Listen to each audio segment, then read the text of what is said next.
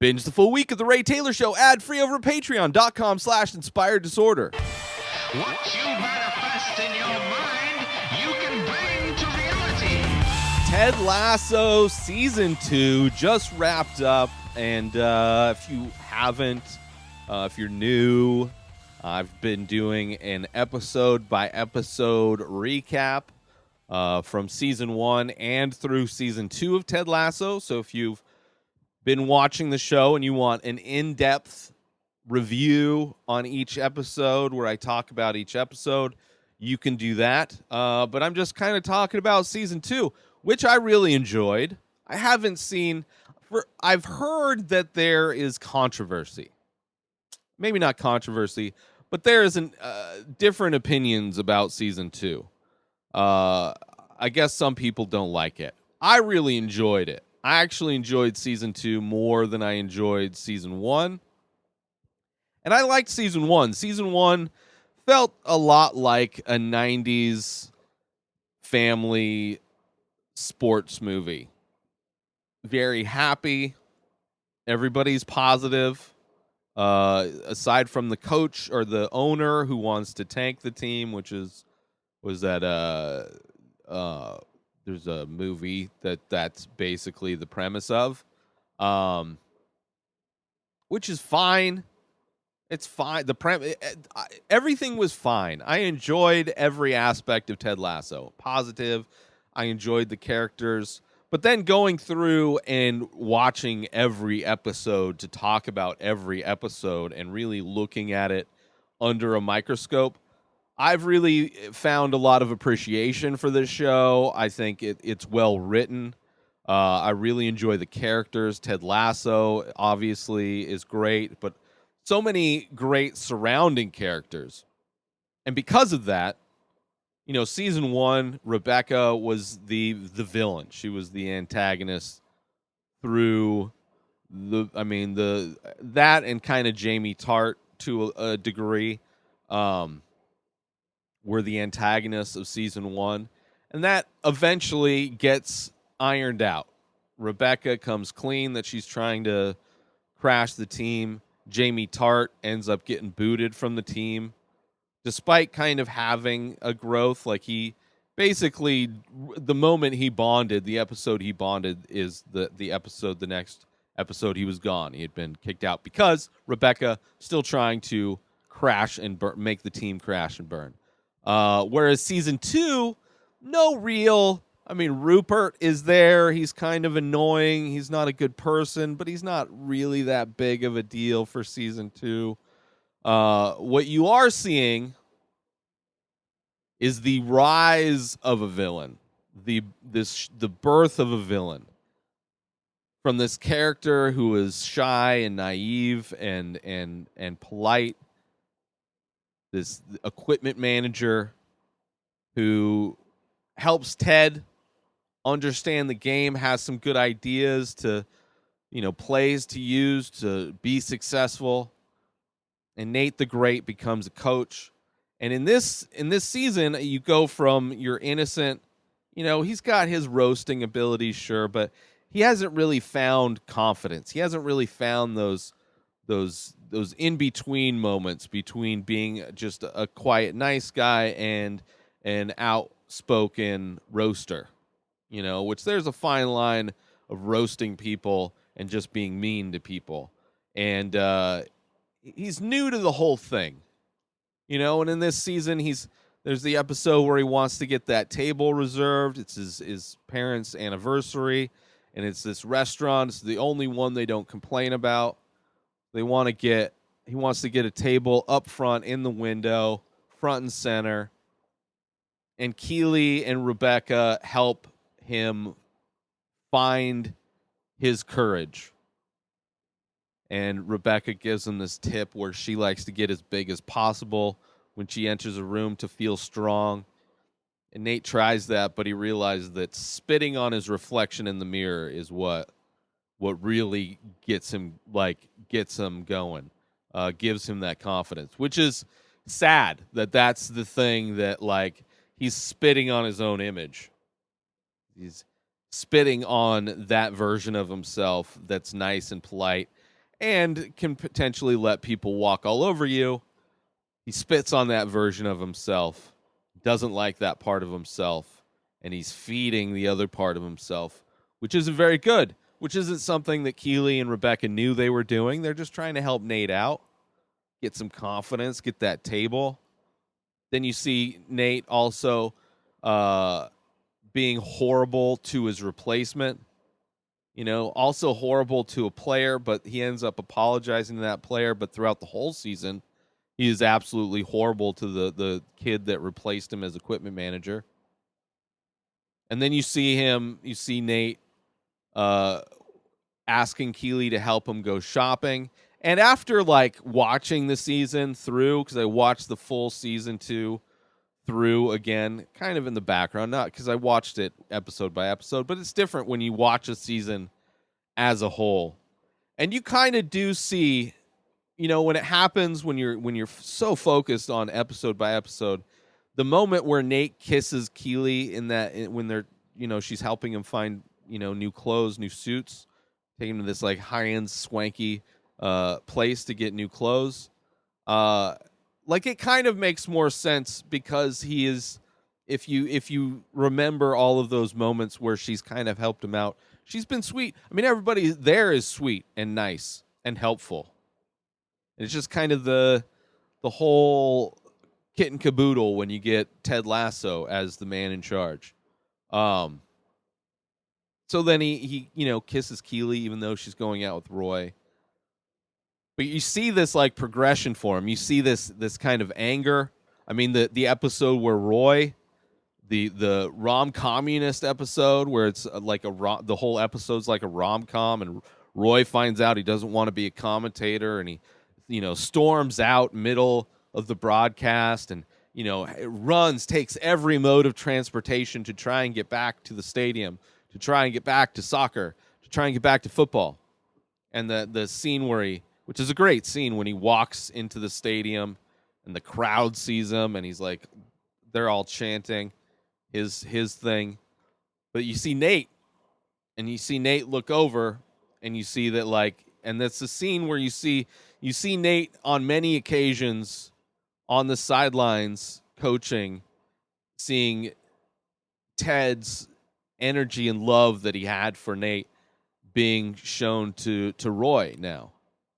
Roy kind of took over that spot, and there's this great scene at the end of the season where Nate, told the local newspaper about Ted Lasso not having food poisoning, that he had a panic attack, and that's why he left. And everybody knew. Trent Krim told Ted, hey, this is my anonymous source. Trent gets fired. So Ted knew and was trying to get an apology out of Nate. And then Nate, instead of apologizing, just kind of explains why he is not happy. This false nine play that Nate came up with, feels that Ted labeling it Nate's play or Nate's false nine, that it's a way for him to take the blame when it goes wrong. But it's also a way for Ted to give him credit because he was also complaining about not getting credit for his ideas. So it's he's misguided anger, and he's looking for reasons to be angry because he feels like he's been abandoned, which is also a storyline that Ted can relate to a lot. I mean, that whole confrontation with Nate and Ted, I'm sure hit Ted really hard because throughout this season, mental health, a big theme throughout it, whether it's the first episode with Danny Rojas killing Earl by kicking him in the head with the ball, or all the different players that have gone to see Sharon, the new character that was here this season, the sports psychologist. You saw Ted open up to Sharon finally about his dad, which makes complete sense why Ted is who he is. He is like this father figure. A lot of this show is about these different types of father figures in people's lives and just kind of the different range of fathers you can have, whether it's Ted Lasso's dad who killed himself when Ted was 16, or it's Jamie Tartt's dad, who you see is just a horrible, toxic human and tries to, suck the life out of Jamie Tartt. Or it's somebody like Higgins, who has, a great family, loves his wife, but also was able to, had a great holiday with a great Christmas with all the players that stopped by in the Christmas episode. He's become kind of like that father figure in a lot of ways too. How Roy is a father figure to his niece in a lot of ways. She's been an aspect of this show. How Roy is kind of in some ways a father figure, at least like definitely a mentor for Jamie Tartt, and how their relationship has kind of grown in this episode. So there's a lot of like fatherly aspects to the show. A little over 4 years ago, I started The Many Faces. It's an ongoing series of abstract ink portraits. Each piece is improvised. Each piece is released daily. Start collecting now.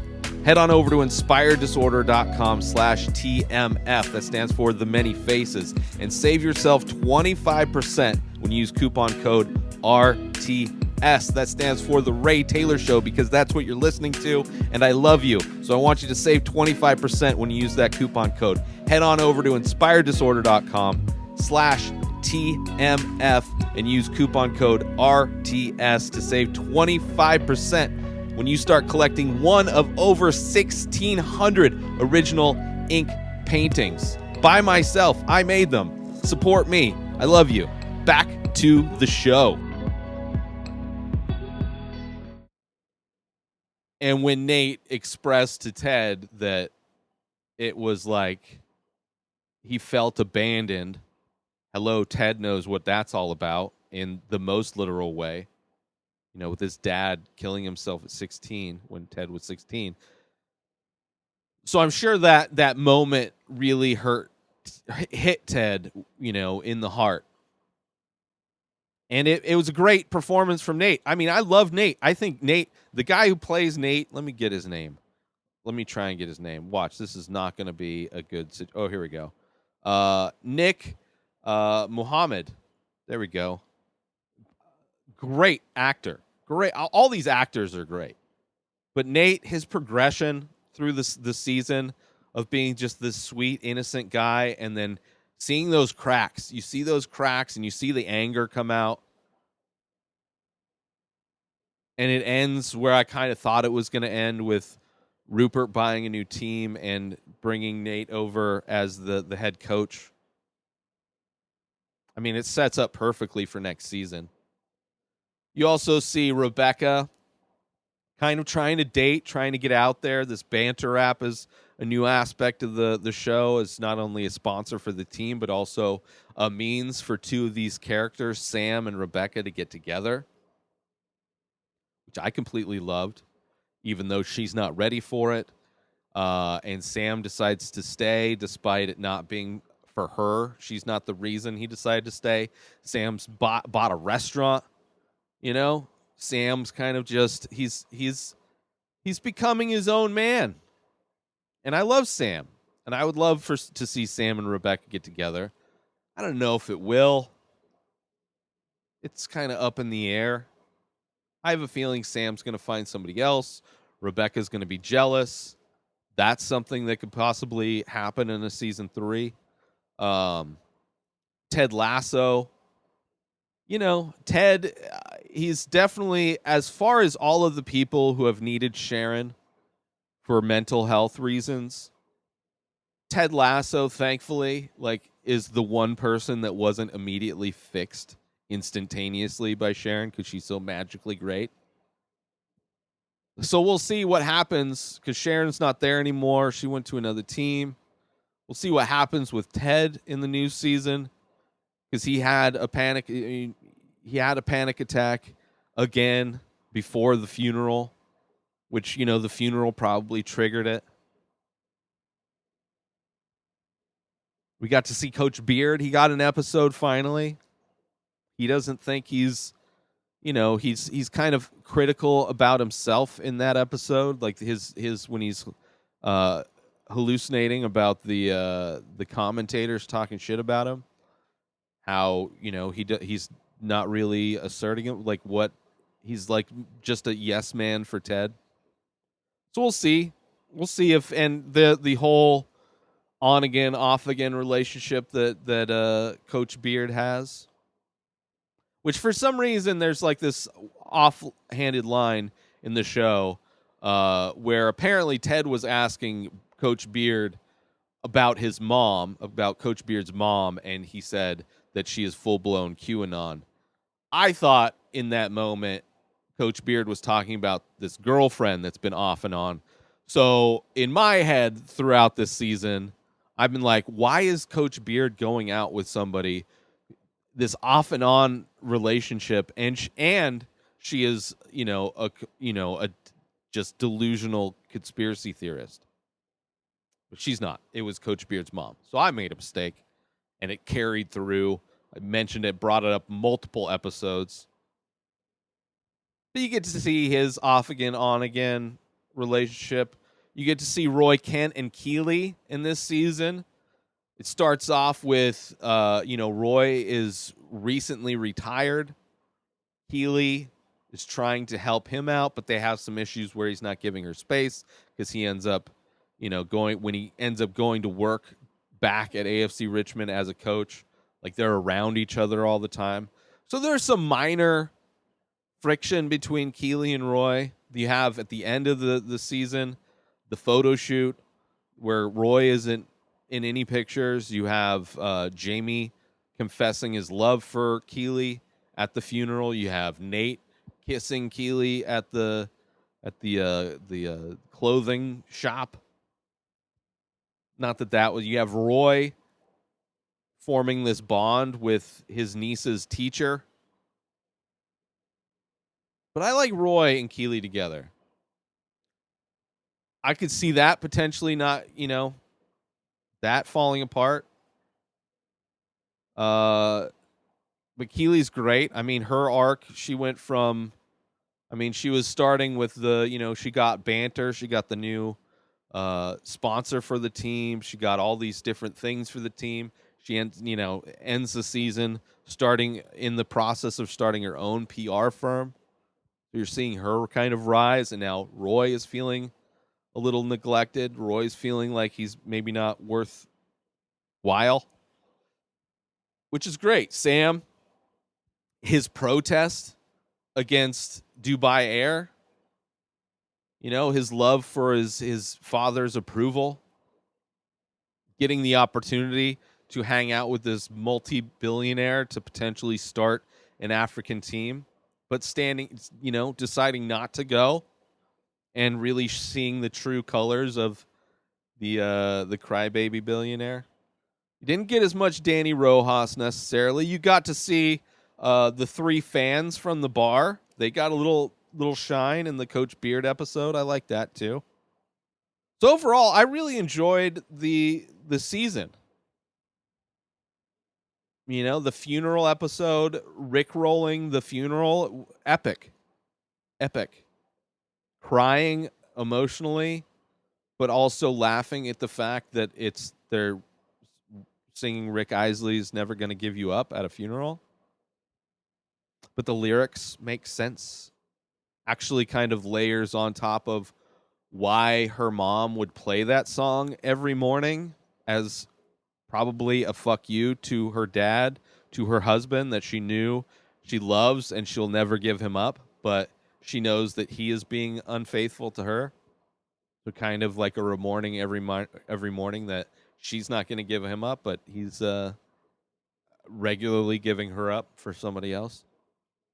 I really enjoyed it. I mean, it wasn't your simple like, oh, everything's going good thing. There was like they were dealing mental health throughout this whole this season. Mental health was a huge issue. Now, it was handled in a way where everybody was like instantaneously fixed, aside from maybe Ted, but is still like acknowledged the fact that mental health is a huge issue in humans.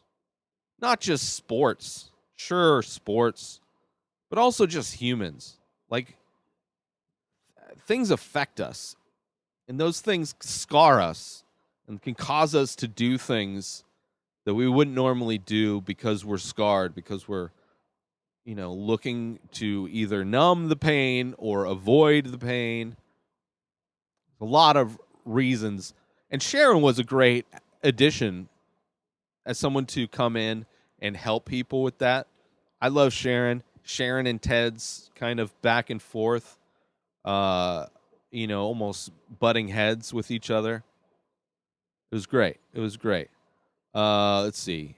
Deaths. They had 2 deaths in this season. Earl, rest in peace, Earl. And Rebecca's dad. We never really saw Rebecca's dad, but still, the show killing people off for a positive show. A lot of blood on the hands of these writers. Like a dog. They killed a dog. I mean, Danny Rojas did accidentally. But, I mean, that was a bummer episode to see Danny Rojas sad. Football is death. But football is also life. Let's see here. Is there anything? Oh, the collaboration, the girl talk. The Diamond Dogs. How, like, Ted Lasso, right, he's hanging out with Keely and Rebecca, and they're doing, like, their girl talk thing, and it's just, like, them talking about things and, not necessarily trying to fix or give advice for stuff. And then Ted takes that same structure of conversation to the men's side of the whole thing and forms the Diamond Dogs, where these group of guys, always trying to get Roy in, but like just sharing, just being free to share and ask advice and, not be judged. It's great. Like, that aspect of it is just, it's great, to have that kind of, friend group, that group where you can kind of just open up about things and not be judged for it. And just like, maybe there's other people do have experience with it. Maybe they do have advice, but it's not necessarily for that. And you get to see everybody's joy in that last episode where Roy wants to join. I loved it. Oh, that was great. And then everybody's reaction when Roy figured out what it is. It's like, oh, you mean I just come and say what my problems are and you guys don't judge me or try and fix it or anything? Because Roy has definitely gotten in touch with his, I wouldn't necessarily say feminine side, because men have emotional sides as well. But that's definitely what he's been got in touch with, his emotional side. It's great. And it's like, even Jamie Tart, like, I enjoy, like, Jamie Tart's, like, become a person that I really enjoy. That when he came back to AFC Richmond and he was having trouble fitting in with the team, you saw Led Tasso come out to try and become the common enemy of the team unsuccessfully. But it wasn't until Sam went to protest Dubai Air, that Jamie was finally able to kind of step up and be part of the team and unite the team around the common villain, which was their former sponsor, Dubai Air. That was a great scene to see Jamie, support Sam, who's a great guy. Great guy. Like, so many of them, even the guy that's, like, super rude and very blunt and honest, like from Switzerland or whatever, like, he's even like, okay, I like him too. He's like such a small character, but I don't know. Especially the holiday episode. That was a great episode. I really enjoyed that episode. But yeah, season 2 of Ted Lasso. Another death. So it was Earl, Rebecca's dad, and Nate's innocence. 3 deaths. 3 deaths in this season. That's very... 3. So much blood on the hands of these writers. But yeah, great stuff all around. Birth of a villain, despite how heartbreaking it was to see Nate. I mean, you could see it happening. just slowly, bit by bit, you could see him become that what he has become, the coach of their rival.